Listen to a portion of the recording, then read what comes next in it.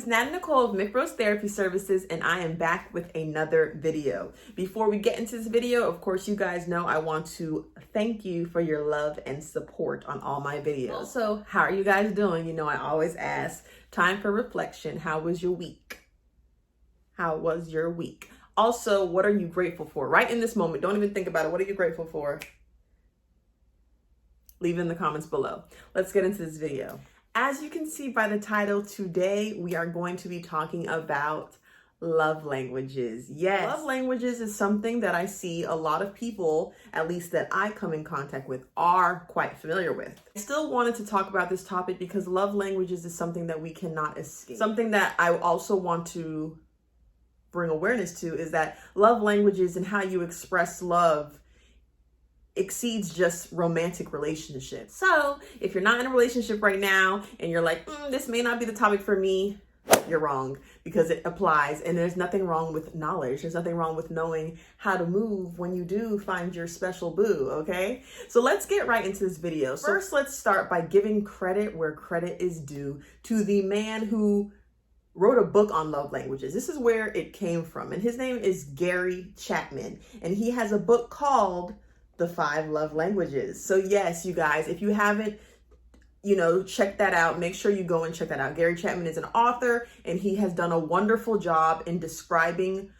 the love languages. So this is not an endorsement or anything like that or any type of ad. This is me genuinely saying that if you have a chance and if you're interested in learning more about this topic, that book is where you need to go. Yeah, shout out to Gary Chapman because you put us all on game. So love languages, Natalie, what is it? Okay, so love languages is pretty much a book and it's a theory that we all communicate love in a certain way. A lot of times you may have seen on social media things like, what's your love languages? And it tells you a whole bunch of different ways to express it. That's cool. So there's 5 love languages. We have words of affirmation, physical touch, receiving gifts, quality time, and acts of service. So those are the 5 that you might have heard of. I'm going to go in very briefly about each one. So words of affirmation. Yes. So words of affirmation is saying positive things to your partner. Or if this is your love language, you like hearing nice things.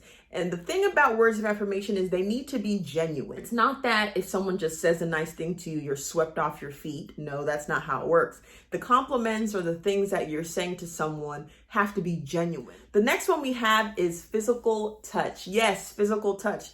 Now, I need you guys to understand that physical touch does not necessarily mean sex. That's not what it is. Physical touch is just having intimate moments with someone. This could be holding hands. This can be hugging. This can be sitting closely to someone where you feel them. The next one we have is receiving gifts. Now, a lot of times people get alarmed by this one when they learn that someone that, they're dealing with likes receiving gifts. But the thing about receiving gifts is it doesn't necessarily have to be a Louis Vuitton purse or Gucci flip-flops. It doesn't have to be that. It can literally be a card, a thoughtful card, a little trinket from a trip you went on with your coworkers. Little things like that is what really tickles the fancy of someone who likes receiving gifts. Next love language we have is quality time. Quality time does not mean that we're in a room together, not interacting. It means we're in a room. Maybe we dedicate time to turning off the TV, taking our attention away from cell phones and all those other electronics and really literally being one-on-one with your partner. That's more so what quality time means. And the next is acts of service. Little things that you may do, like take the groceries upstairs. Maybe you know that your partner every day comes home at a certain time, but always does a certain task, doing the task for them. Those are like acts of service. So now that we know what the 5 love languages are, something that we may ask ourselves is, well, how do I know what mine is? So there's a few ways to figure out what love language speaks to you. And a way of doing that is listening to this video and identifying of the examples which one that you most like. And another way is going to the 5 Love Languages website. And I'm going to insert how you do that right now. All right, guys. So we're going to open up our browser and we're going to put 5 lovelanguages.com. Let that load up. Go ahead and skip this part, so continue on to website. Unsure why I scrolled, all we need to do right now is just click that start here. Yes, you'll see all these quizzes that they have available. Click begin couples quiz. Skip this part, continue to quiz. They'll give you several prompts and then get your quiz on. Another question that people sometimes ask As well, how will I know what my partner's love language is?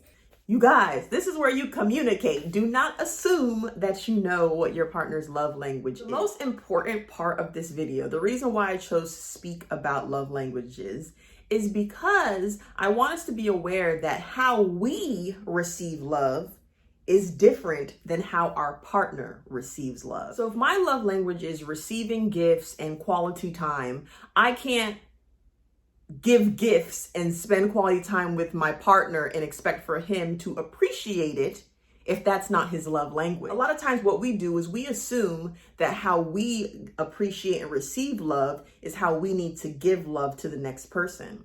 But I'm here to let you guys know that that whole love languages thing is not only for you.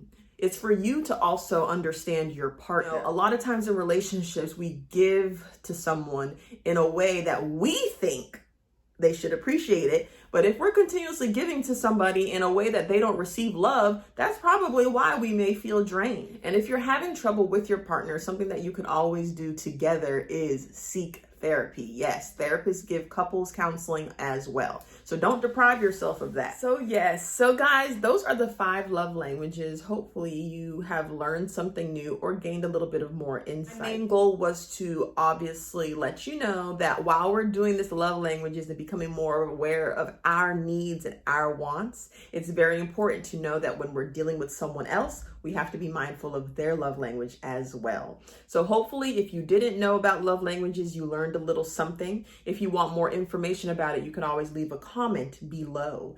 Like I always do, I want you guys to go to your journal and let me know, what is your love language? What speaks to your heart? What do you appreciate? I hope you enjoyed this video. Please like, comment, and subscribe, and I will see you in my next one.